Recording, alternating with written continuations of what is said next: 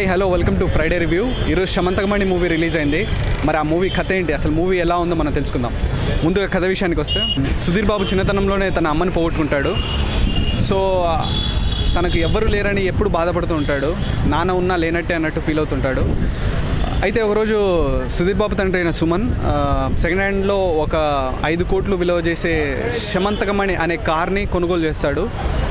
So Sudheer Babu birthday రోజు తన birthday celebrate చేసుకోవాలని ఒక పబ్కి వెళ్తాడు. సో ఈ శమంతకమణి కార్ని వేసుకొని వెళ్తాడు.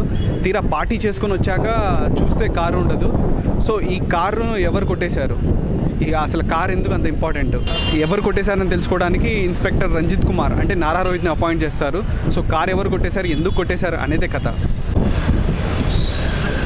ఇకపోతే శమంతకమణి హైలైట్స్ విషయానికి వస్తే, మెయిన్ కథ అని చెప్పొచ్చు అండ్ స్క్రీన్ ప్లే.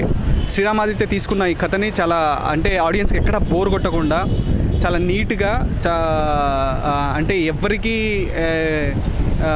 అంటే ఎక్కడ బోర్ రాకుండా ప్లస్ ఎక్కడ విసుగు రాకుండా అక్కడక్కడ డైలాగ్స్తో అక్కడక్కడ కామెడీతో చాలా ఇంట్రెస్టింగ్ స్క్రీన్ ప్లేతో శ్రీరామాదిత్య ఈ సినిమాని హ్యాండిల్ చేశారు.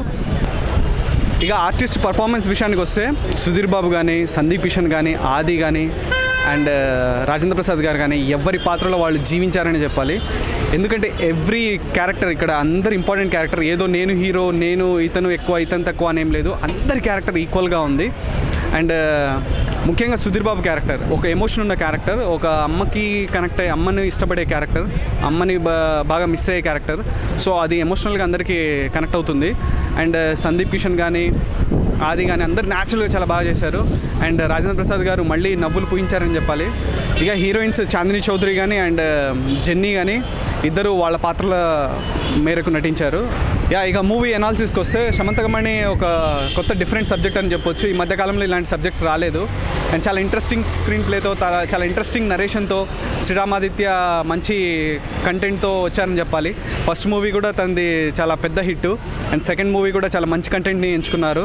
అండ్ ఎక్కడ బోర్ కొట్టించకుండా అక్కడక్కడ మంచి పంచులతో చాలా బాగా హ్యాండిల్ చేశారు శ్రీరామాదిత్య. అండ్ అందరి ఆర్టిస్ట్ పర్ఫార్మెన్స్ కూడా హైలైట్ అని చెప్పొచ్చు.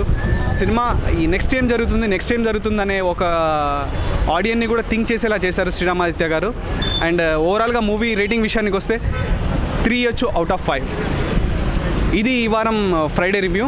మరొక రివ్యూతో మళ్ళీ కలుసుకుందాం.